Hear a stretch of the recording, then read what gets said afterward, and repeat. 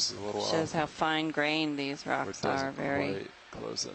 small accumulations of clay-sized particles that have been deposited and buried somewhat so that the water is squeezed out, making them stiffer and able to at least fall as blocks, but they're not lithified, meaning the grains have not been cemented together permanently, as in a true mudstone or a we on the arm? limestone if these are of calcareous origin. So what's it called now? If it's not mudstone, it's just mudstrate. Well, I guess we call it a mudstone, but it's highly indurated mud. Okay. Video swapping out. Meaning the water's been squeezed out, but all the way outboard? It's not fully lithified. Oh, right. Yeah, now yeah. A lot of the rocks we've seen along our travels have been, they look very solid, but they do break up easily. And often that iron coating on the surface, that crustal surface, has kept them together better, but these rocks don't have that characteristic. They've broken away from the wall, so they are a little more fresh on their surfaces. While we're sitting here, is it possible to take a zoom on that octocoral, the pinkish one on the left?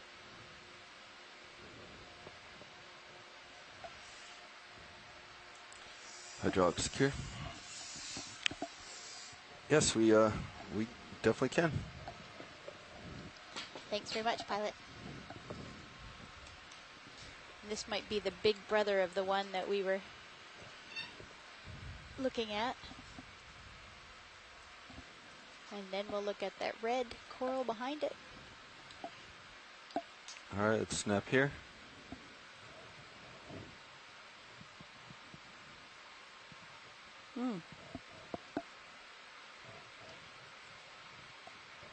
Is that another Okeanos? And does that have a polychaete? Looks like, yeah, a worm in there. Moving down. Yeah. It's a big polychaete, isn't it? Or a small coral.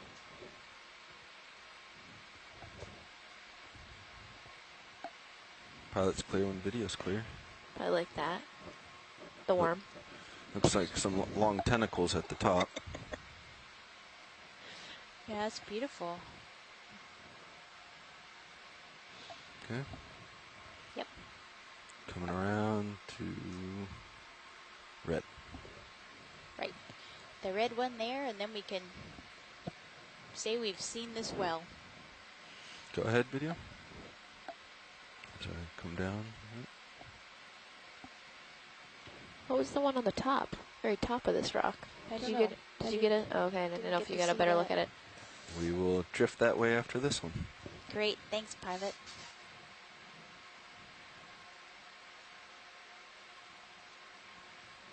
So the difference between the anthomastus and pseudoanthomastus is relative size of the polyps? Is that what you were saying earlier, or did I believe that's one of the characteristics that Tina has pointed out in the past.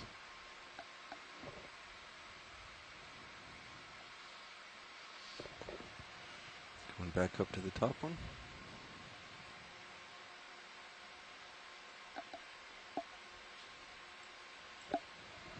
Look at the worm tube, like, on the left. Oh, yeah.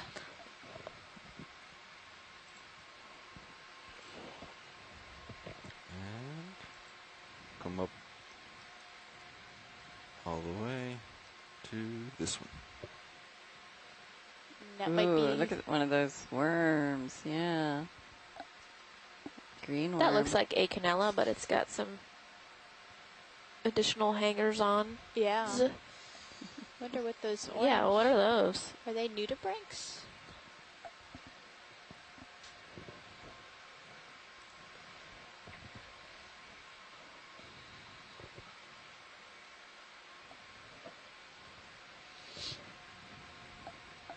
Oh, an Echiurin worm. Huh.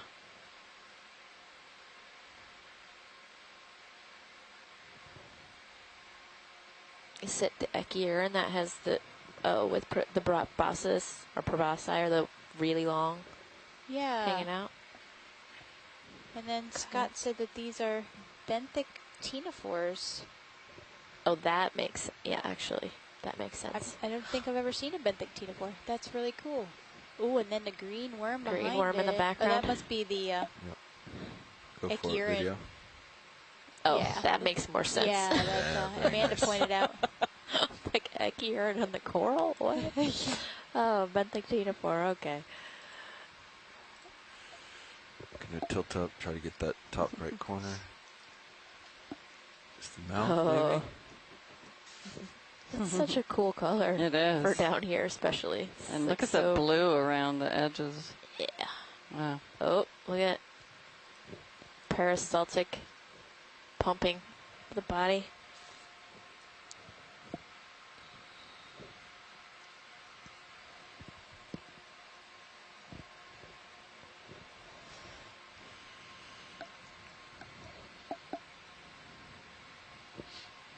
Whenever you're done, video, let us know. Oh, hold on, pilots. There's actually been a request to sample this coral and get one of the orange ctenophores on it. Does that seem possible? I believe it is. Great, thanks a lot. Let's get lasers on.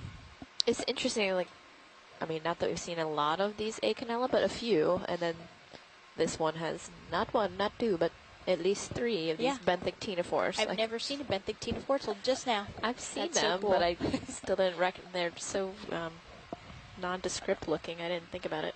But And Scott France was the one who requested this, and he says that if Let's it's go partial. Acanella arbuscula, Right that it's part of the Aspire objectives, and if it's not, Are we all set? then it might be Go pilot. a Okay, new arm coming species. live. Arm is live. meets all the requirements for collection. Plus bonus creatures that are normally in the midwater. the new species Acanella scarlatae, which has been imaged in situ, and it's only known Can we go partial on from lasers? Norfolk Canyon, HD2. which is north of us. 100 miles at least.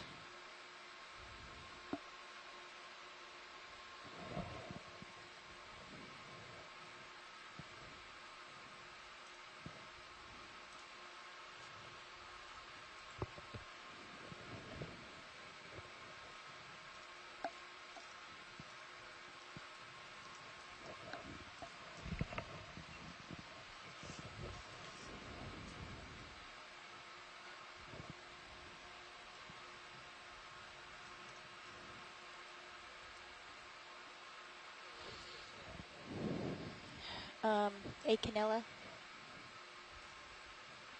Yep.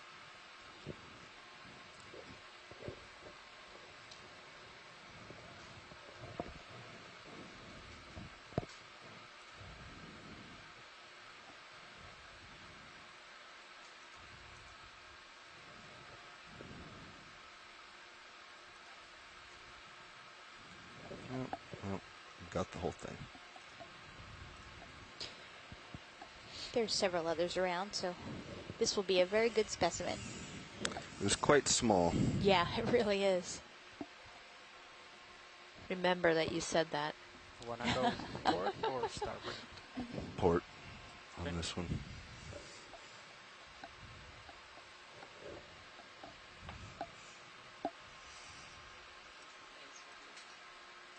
At least the base will be a good anchor for it so we don't lose it.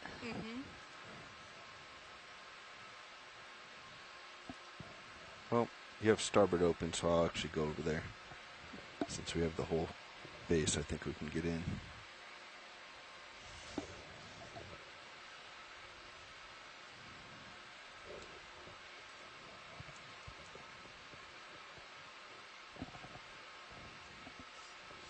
Good, everybody's excited about having the base or the hold fast. Is that sometimes diagnostic Um, or just nice to have the whole colony?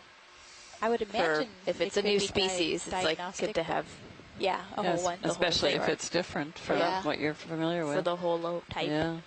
or something. And that big green echurine worm that we were looking at might be Bonellia Started to drift a viridis, little. and viridis means green. That makes sense. You can see Thank it, you, Bob Carney. see it just at the base of the picture. Hold here.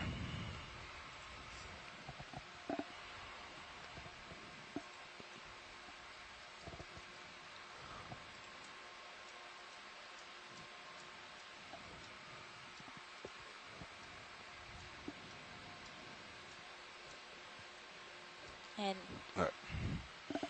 Now we're not drifting into the rocks. Iris Sampaio has joined us and was thinking that it might have been Acanella arbuscula as well. And I'm sure we'll see once we have folks look at it in more detail.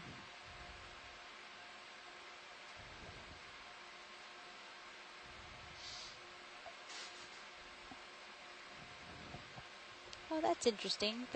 If it is Acanella scarlette, it was named after Scott France's former graduate student, Esprit Hasted Saussier's daughter, who's named Scarlet. And Esprit described and named the species. And I got to meet Esprit's daughter at the last Deep Sea Coral Symposium in Boston in 2016. Ooh, it's still attached.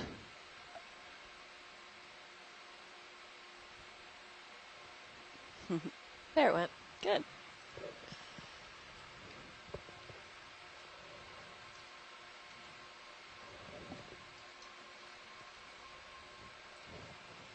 And Scott said that sometimes the base You see it is down in there? important for taxonomy, but not necessarily with the Acanella.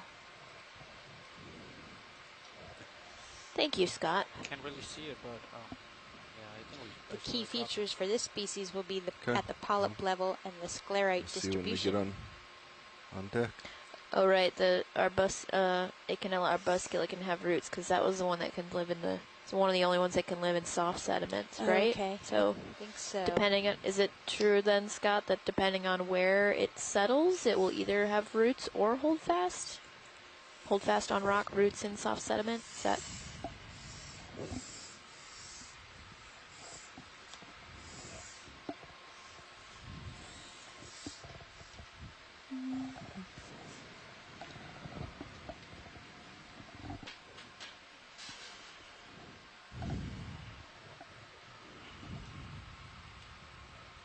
Righto, Stephanie. Okay, pilot, I rotated a little bit, so Cool. back to 290. It's really interesting that it can, that it's flexible Full wide, in please. that way. Yeah. Could see what an advantage that would be with all the different types of habitats out here. Yeah. All right, let's continue on. Go ahead, Dryland.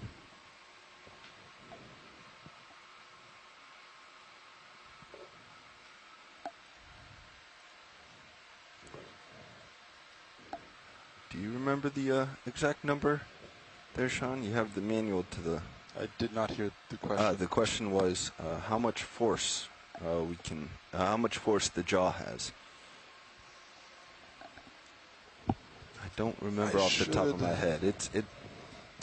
The lifting capability, I believe, It's is 200 pounds fully extended lifting. Yeah, 200 pounds I think fully extended. But Crush is 800.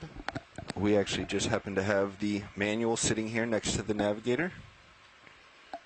We will happily look it up. I think it's 800, but give me a sec.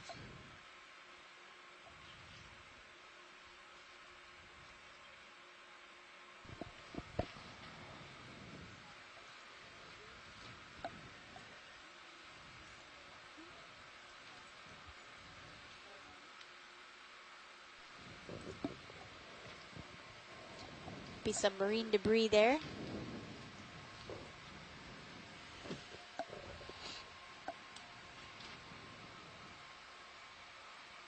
Max jaw force 800.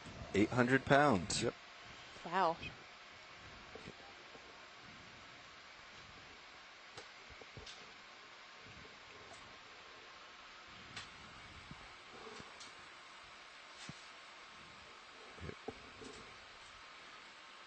So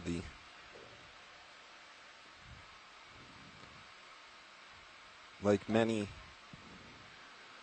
industries, underwater robots are dominated by a certain, I guess, angle, and in this case, it happens to be oil industry. So the craft arm that we have on board is quite powerful, much more than we need collecting corals and conducting research. It's much more designed for vehicles on oil platforms and rigs that have to turn, heavy valves or deal with piping or other much heavier items than we typically deal with. Pilot, what is the other arm? Somebody had asked me that on Twitter. The other arm is made by a company called Schilling. Okay. And it's an Orion series, but equally powerful on the left side. The left side of the vehicle. Great, thank you. But similarly, kind of designed with the oil industry in mind. Ocean research is such a small group that a lot of technology isn't necessarily designed with research in mind. It's designed with oil in mind. Makes sense. Ready for another 20 meters? I think so. Copy. Same direction, 290 still looks pretty good to me. Yep. And we are Right. definitely entering this blocky rubble pile area that is the slope debris apron at the base Let's of just the do a quick scarp snap of the here. wall that we are Yeah, that'd be great to get a beginning snap on to these. ascend. So if you've ever been out west, you see these big talus slope piles at the base of And here we landslide areas. have all Oh. 3 species that we've been looking at. Acanel on the That's left, pretty Chrysogorgia in the middle, and Anthomastus or Pseudoanthomastus on the right. What a nice grouping. Maybe that means this rock is less apt to fall apart if there's 3 corals on it. Come on. Well, it has that crust on it, so that provides a little more substrate. That's one of the older surfaces. That was 20 meters, correct, Navigator? I It's still think older if it has crust, Yep, you mean? 20 Or that meters to indicates zero. that it's more longer exposed. right, and then it will So get a it's crust. got a crust, yeah, Okay, as got it. opposed to a fresh surface, which is Right. just broken away. Look how angular some of these blocks are. They look like cement from a distance. Yeah.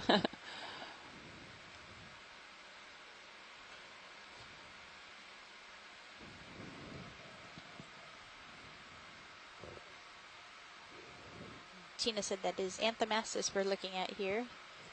The red ball-like octocoral. And you see how steep this slope is. It's from this piling up of the debris. So we're likely right at the foot of the wall.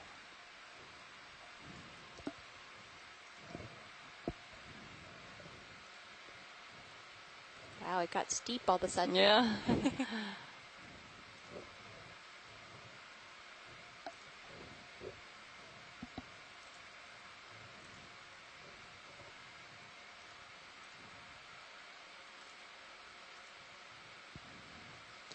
That seems like a precarious place to live right there.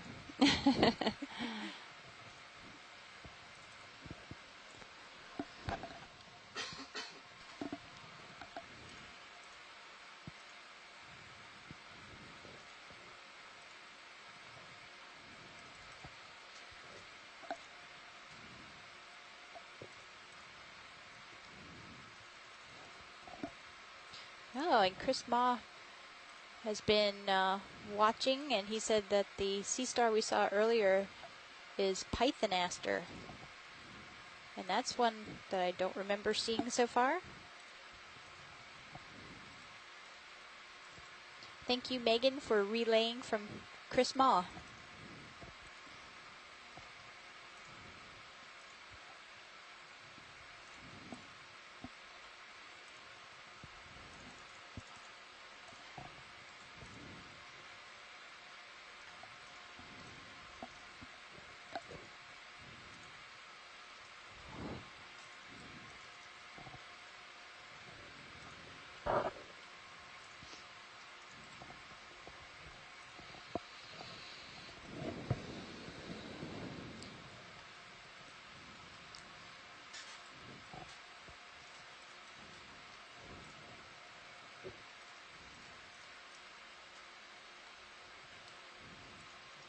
see how the browner ones are also the ones that have more of the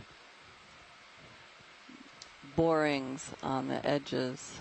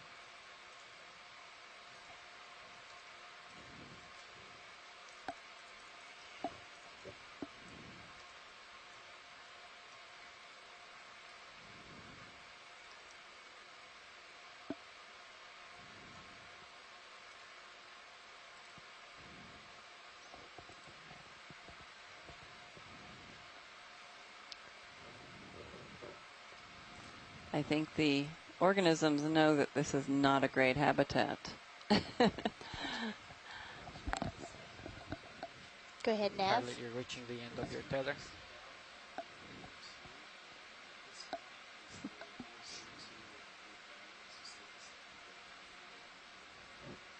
Go down. Oh, so make our along the way. wall? Should we go a little higher first? I think we should probably go higher, yeah. Yeah, let's head up slope you a have little some longer more till we tether, get pilot, to if maybe you a keep solid climbing. rock face. Is that what you would suggest, Jason? Yeah, I think so.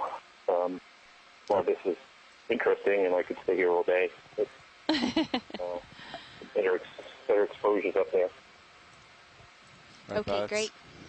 Goal is to find solid rock face before we start to make our way down the wall. In the meantime, we'll get little hard hats for all these brittle I stars. know, they're in perilous positions.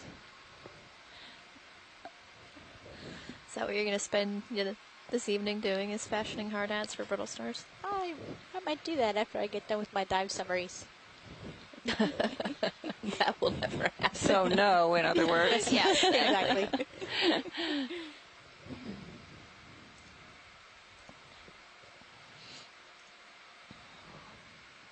This a Brisingid here, the pink Let's go partial. sea star.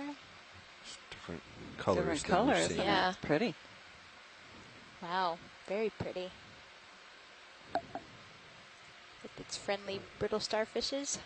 Do we ever get anybody on the line that, well, actually, does Chris Ma know how to identify different Brisingid species?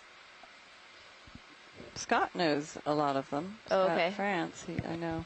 Have we talked about there being multiple species on dives, or like Well, just because we- we're mentioning this is a lighter color pink than the ones we were seeing previously, and I'm like, does that mean it's a different species? Well, there's or do they... two families that we've seen, and one is the Frielidae, and that was one that was on the sedimented surfaces, and so it does this posture, but on the seafloor. It's, oops, sorry. And Scott said that yes, Chris Ma Yeah, can Carpal, it wax looks like poetic slope is about starting to develop a little Brisingid. port of your current heading. We can center on that. I guess I just haven't Going been in that here way. when we Right, when it goes to mud. people have been talking about that, so I didn't missed it. Sorry. I don't think we've had Yeah, not a lot. very many species identifications, if any at all. It's mostly Okay, just that been the seems to two be maybe common 275. families. 275 copy. There, maybe we're starting to see some of the actual wall. Yeah. Although that looks like a block that might have rotated too, but we'll find out soon.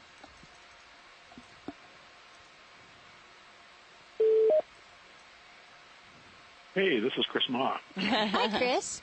We've been talking about you a lot. Someone say that, what was that? So we've been talking about you a lot. I guess you could tell, huh? Were your ears ringing? They don't need to ring. I've got the volume up.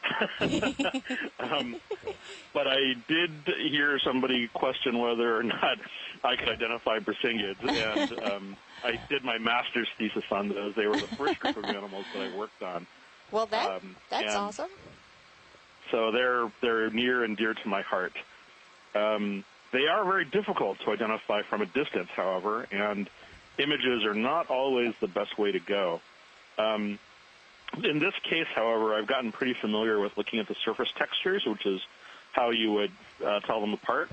And the one that you were just looking at lacked the sort of distinct ribs that are present on the arms. And so that's characteristic of a group known as the Phragelidae. And Phragellid brisinghids are actually a deeper water group. They have a surface with flat plates rather than kind of ribs or crustaceans, which are present along the arms. So whether or not that's different from the other orange one that you guys saw, I'm not entirely certain because we haven't seen a close-up yet of the other one. But there are multiple species that occur at this depth range. But Phragelids tend to occur in deeper ranges, so between 1,000 to 6,000 meters. Here we go. Yeah, here we have another one, and a pretty nice zoom.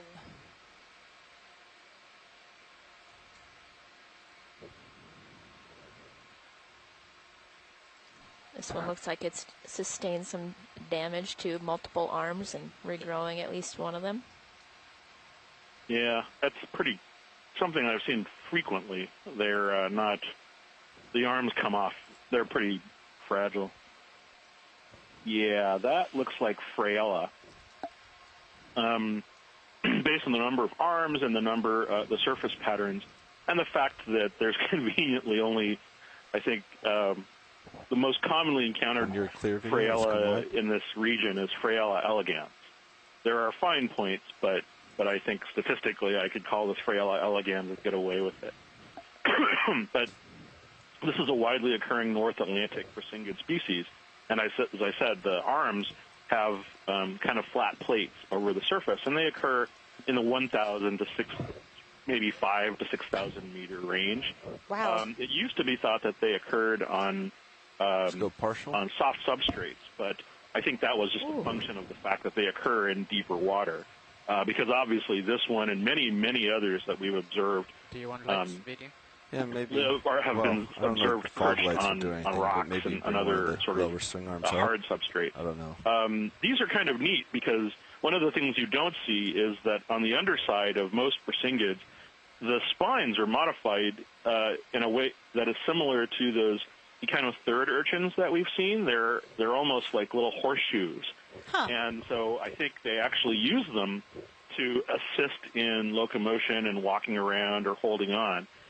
We saw these in Hawaii, and they were actually perching, not so much this species, but another one, and they were present on rusted metal canisters, and the spines that were present on these metal canisters actually had a layer of rust on the lower millimeter of the spine, and you could see where they had been sitting because of that.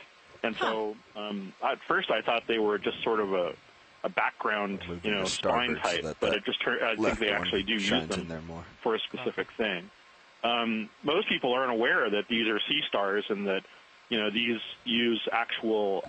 They have a weird way of feeding, which is that they use their spines to capture small amphipods. So there are little sort of socks with little claws on them, and they are actually used to. They're like what I used to call on my dive death Velcro, because when little crustaceans get swum by, they get caught up in these little claws, and then they're caught by the animals, which are apparently quite strong, because we've seen them capture those fish that are everywhere, cyclothoe or whatever, and they don't. Once they're caught, they have a hard time getting loose. So wow, they're pretty. They're pretty beautiful and they're very elegant, but they're pretty terrifying animals, as well as some of these Ophiomusa, I guess. I'm not sure if I've ever seen Ophiomusa predate on anything, though. That's a good point. Anyway, Ophiomusa is the brittle star that you're seeing a lot of. Oh, okay, great. But, that's what used to be called Ophiomuseum, probably Ophiomuseum limani, but that's hard to say from here. And just another quick bit of trivia, because there are a lot of Thor fans with all the movies, but these sea stars are named after the goddess Freya, the Nordic wife of Odin, and so because in theory, so the story goes that Freya has a breast ornament called Brisingamen, and it's tossed into the ancient ocean by Loki. Here. And so all of the Brisingid names are actually based on Nordic myth characters. Huh. So Freyella is based after Freya. Brisinga is based after the necklace Brisingamen. And there are other sea stars called like Midgardia, which is Midgard is the Norse word for Earth, and so these are all considered to be sort of familiar. I mean, they're all named based on this theme. It's kind of an odd thing after it was initially described by the famous Norse mythologist. What's his name? The last name is Asbjornsen, but apparently he's quite a big bit of business in Northern Europe. So, and yeah, so we see here the classic feeding posture of a Freyelid with arms up and the spines in a suspension feeding basket, and and so these are analogous to the way that crinoids feed.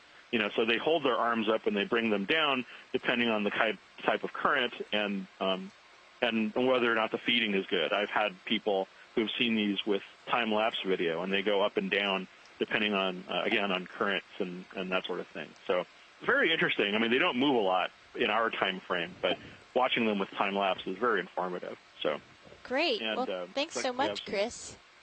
Yeah, okay, I'll let you go. But it looks like you got some sponges and some ophiacanthid, so that's always fun. Yeah. Have a good day. I'll be on today. Great. And have fun with your last dive today. Thanks, we sure are. And good luck with those dive reports. Thanks. I'll see you later. And thank you for helping me with the IDs. Pilot's clear and video's clear. Anytime. I know what that's like. Yeah. Thanks.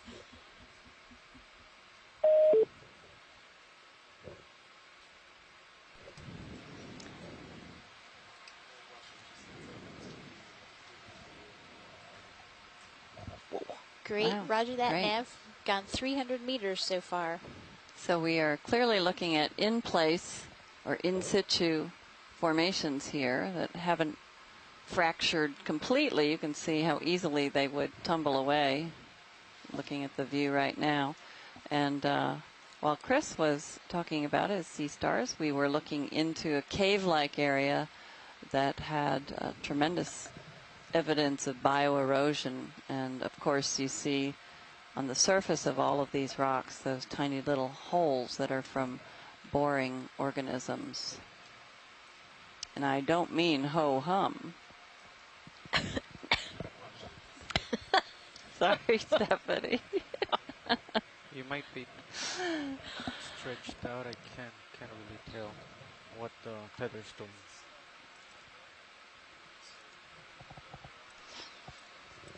Let's ask the geologists. Well, this is a good place to start going lateral, or would you like to go up a little more first? I'll leave it to Jason. I kind of want to go a little higher to see if this changes, but we'll leave it up to Jason. It's like the ultimate game of pass. Oh, yeah, we can go a little higher. We're really kind of at the base of the scarp. Yeah. So, we should have plenty of... a little higher. All right. A little higher. Lateral later. Jason, why don't we just leave it up to you when you think you want to go laterally? And if we don't see a place, then we can just go all the way to the top of the scarp here and move across the flat area at the top to the next one. Does that sound... Sure, yeah. I'll okay. pull it out. I probably shouldn't have that much responsibility, but...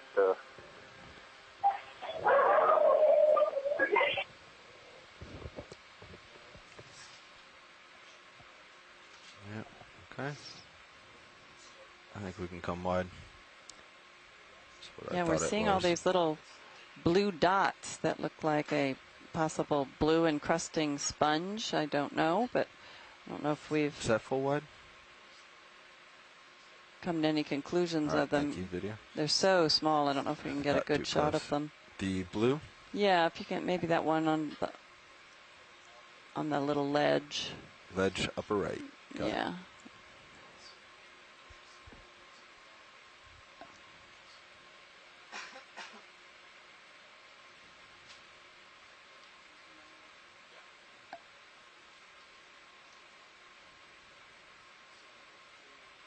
It's a very steep wall, and that's actually not surprising from the rubble at the base. The large blocks were very, very angular, so when these rocks fracture and give way, they're almost, some of them even look like cement blocks. They were so angular.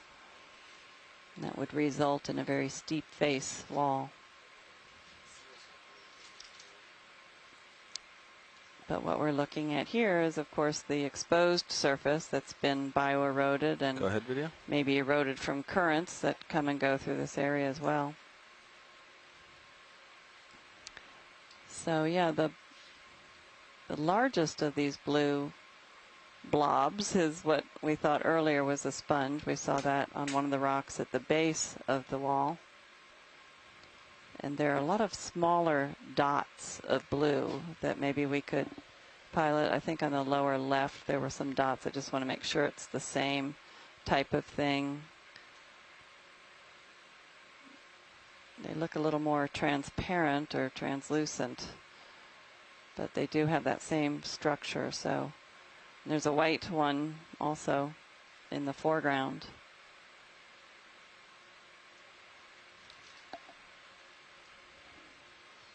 And I don't see any input from the chat room, so we'll keep going. I think the little dots of the blue that we're seeing are actually within some of those burrows. They're not sitting out on the surface as much. Hello, Nav.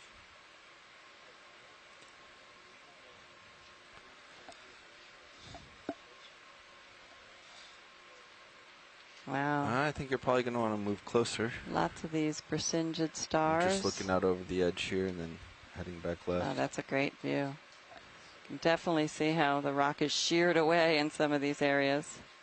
Sorry? Yeah, I think you can probably wait till your next shift gets in.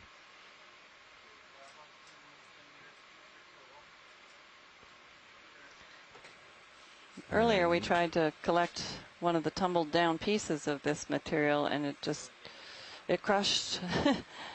So definitely not fully lithified. The grains are not cemented together yet, but they've been, the water's been squeezed out from between the grains from being buried. We call that highly indurated. Not easy to sieve through a very fine mesh. You literally have to push it through the sieve or disaggregate it with some liquids first, but not as easy to wash. We're doing a quick pilot change. It's lunchtime.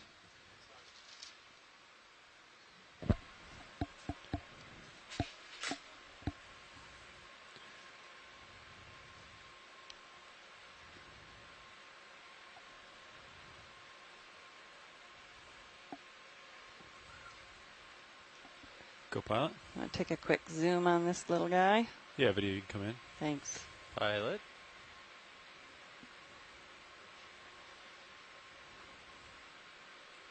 And I believe that's another Chrysogorgia. I don't have my biology team lead next to me. She's at lunch. And Scott France, yes, thank you. Chrysogorgia bottle brush form.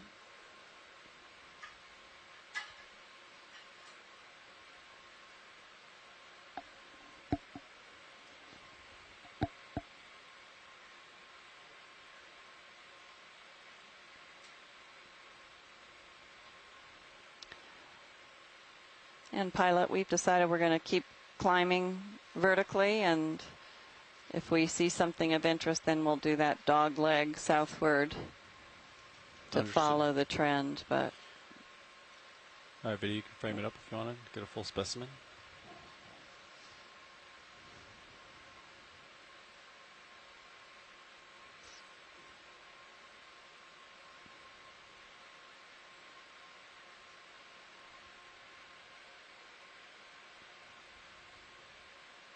We get some lasers on it for a second. See a lot of those little blue sponges.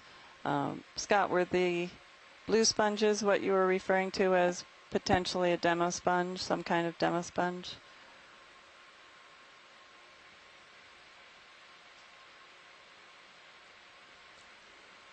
Okay, pilot video is happy.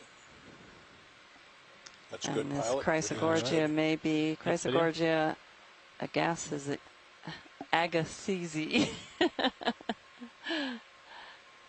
Agassizi, yeah. That sounds right. Thanks, Les. Les Watling contributed that. And Scott noted that it looks like it could almost be rooted in the sediment. Have you seen these blue things video? Yes. Oh, we have, okay.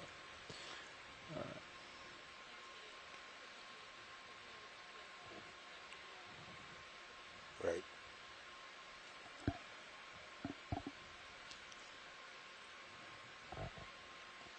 Go ahead, Nav. Co-pilot, could we shut the lasers off for a second? Pilot, are you cool with that? Yeah, you can leave them off. Okay.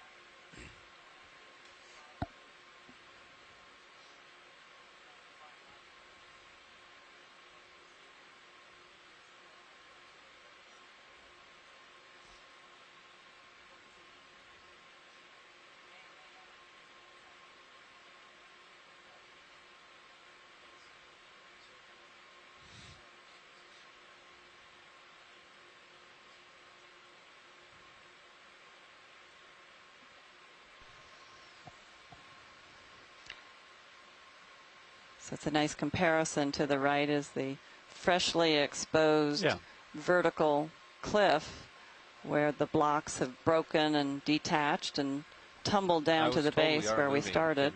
Closer, and on the left are areas that have been exposed for longer periods of time and experienced bioerosion, form of burrowing organisms or boring organisms that have made these little tubes into the so yeah, I think the 10 wall. meters.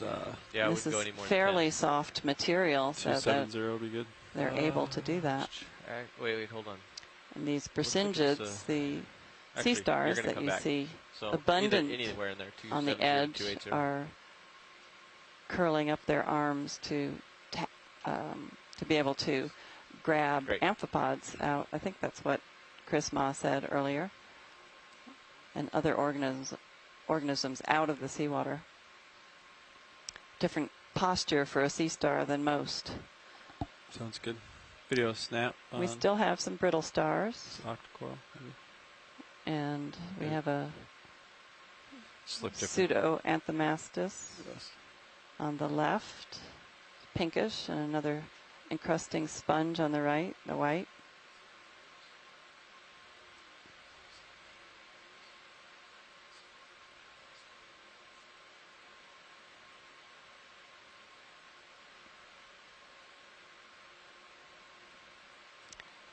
Yeah, and these other greenish blue sponges, I think they're sponges, encrusting sponges. They do look different from the very cobalt blue.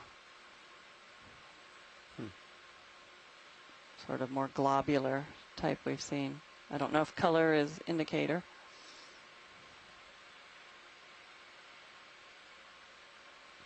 Could come out video. That's great. Yeah, let's climb a little bit.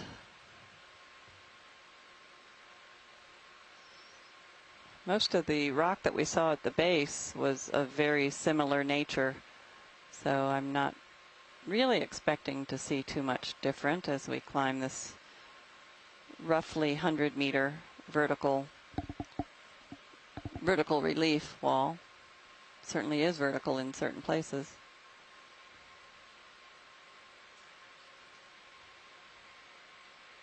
Thanks, Nav.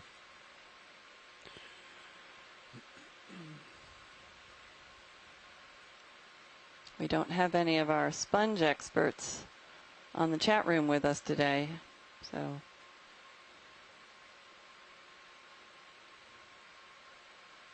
maybe we'll get them to pipe in later. We'll see some of these.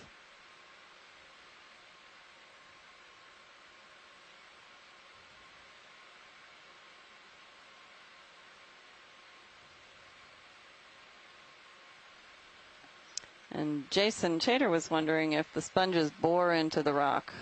We've seen all these holes. We're not sure what is making them. And Scott France said, good question. I wouldn't think they would need to in terms of finding a suitable substrate on which to grow.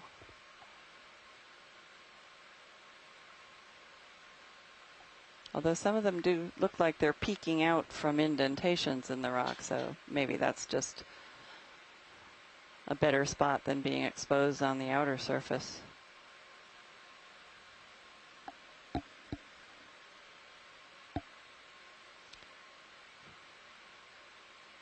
We see a little lower slope ahead of us or above us.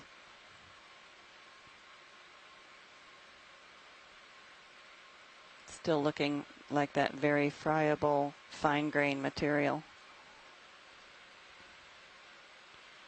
Possible urchin here while we wait for the ship to move. You want to snap on it, see if it's of interest, see if we've already seen it. We still see urchins. They're climbing this wall. We saw them in great abundance on the flat-lying sediment plain that was at the foot of this steep Zoom out a little bit. scarp area.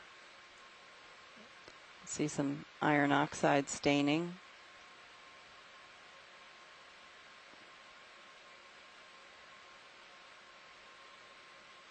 Very delicate spines.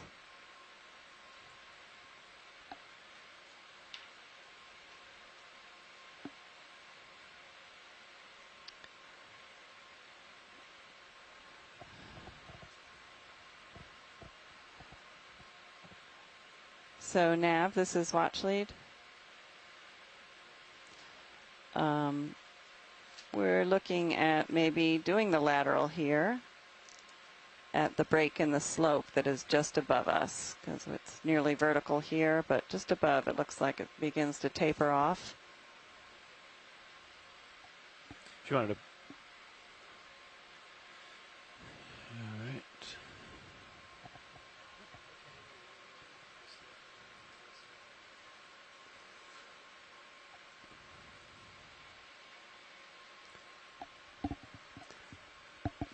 And maybe just for a little while.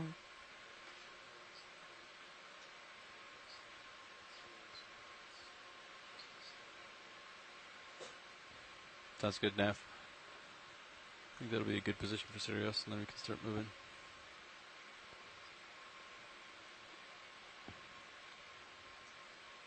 Copy that.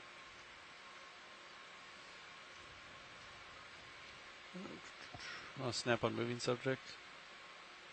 Not sure if it's in the water column or if it's the ground. Oh. I think it's some mucus or scum or something. Yeah. Never mind.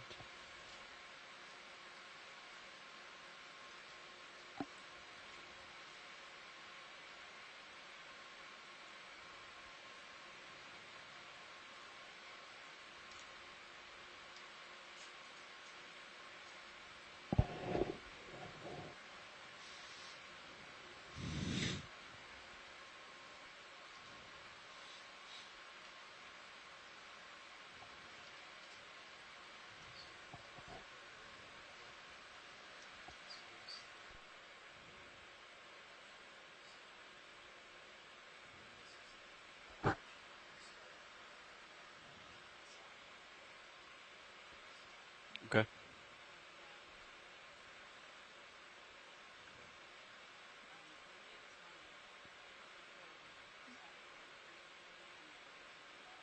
It's a rock.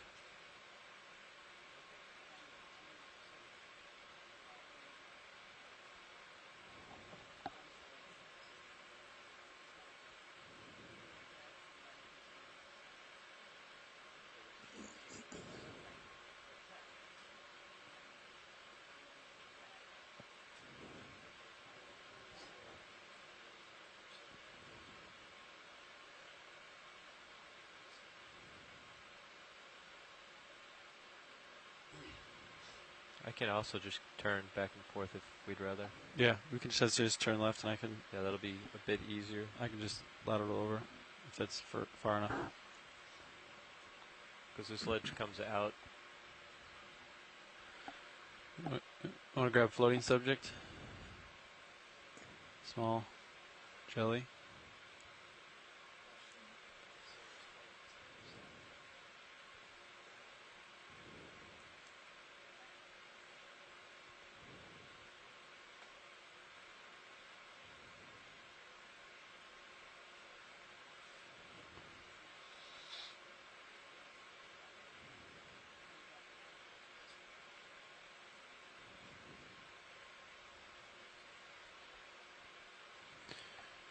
All right, we'll let it go video.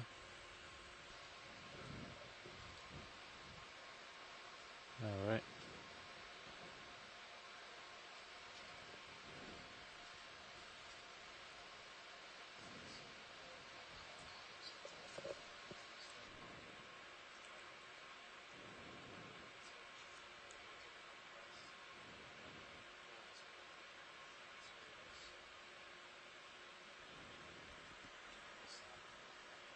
Okay.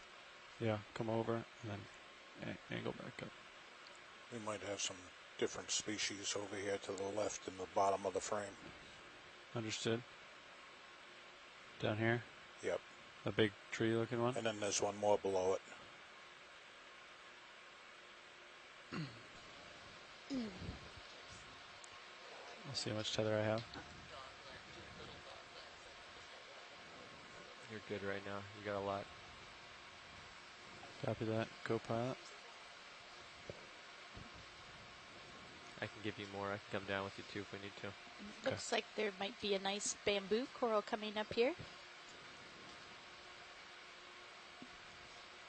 Just trying to catch up on what happened. Just back from lunch. I'll snap on fish.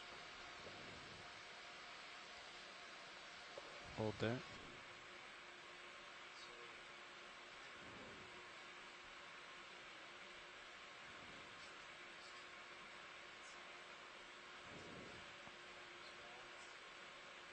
Let it go.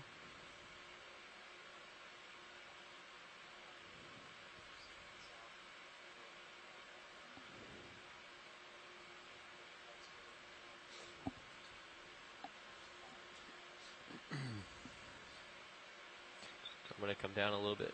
Okay.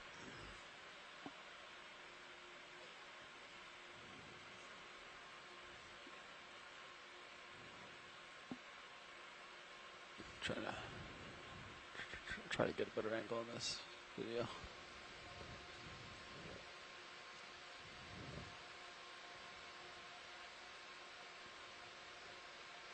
All right, video. We'll do this one while floating.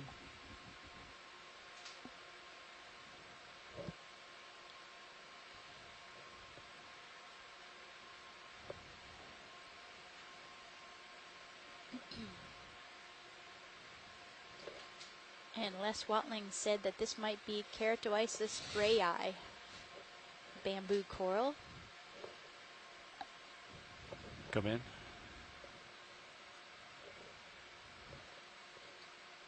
Definitely the largest bamboo coral we've seen in a while.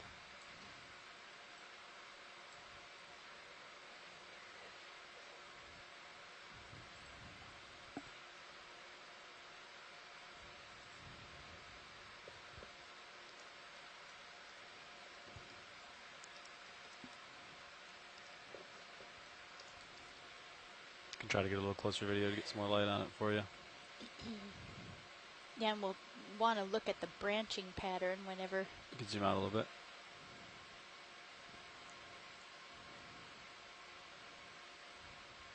It's a beautiful coral.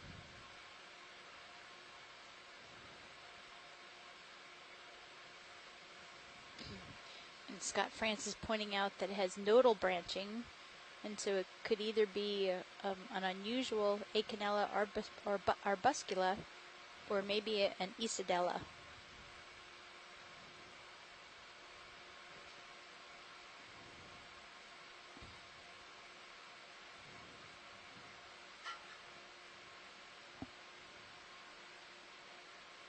Nice big base. Go, Paul. You can take my rotator. Copy. Where would you like me? Bit of sediment After this, come up. accumulation on it. Smidge. Coming up.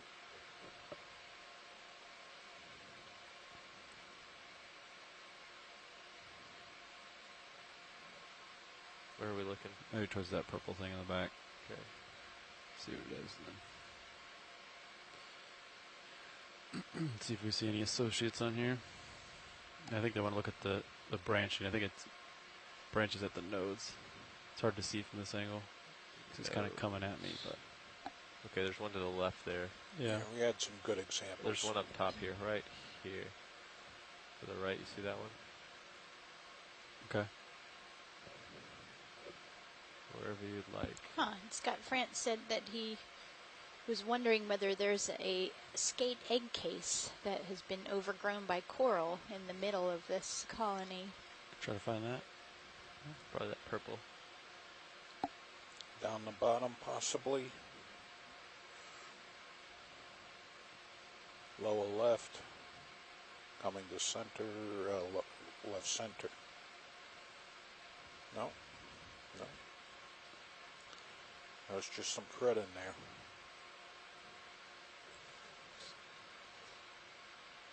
I don't see it. I'm not seeing it. I don't see it.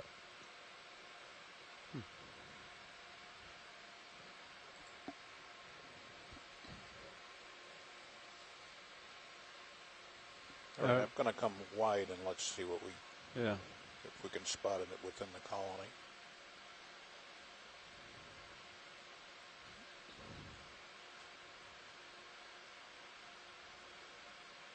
I don't see it. Unless it's that tube thing right above the primary branch. The purple? No. It's right in the center. That Yeah. larger diameter. Yep. That either could be like skeleton or something else. I don't Oh, know. down It's just hard a to bit. Yeah, that thing.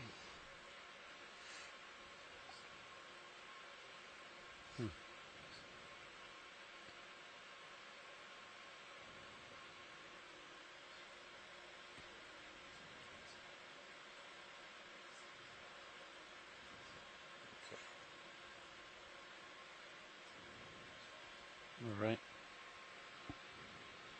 Thanks, video. Okay. Then there was the other one. Yeah, the gold coil to the right. Or was it? Yeah, we had a small one, and then we had another big branching one. I think that one might be too far below me, but we'll take a peek.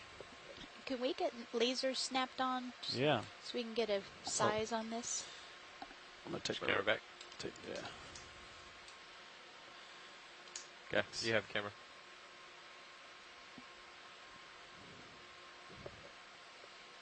Yeah, it's quite a large colony. And Ira Sampaio says it looks like Isidella to her.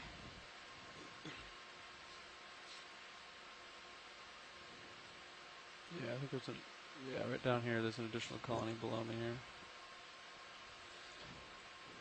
Looks very similar.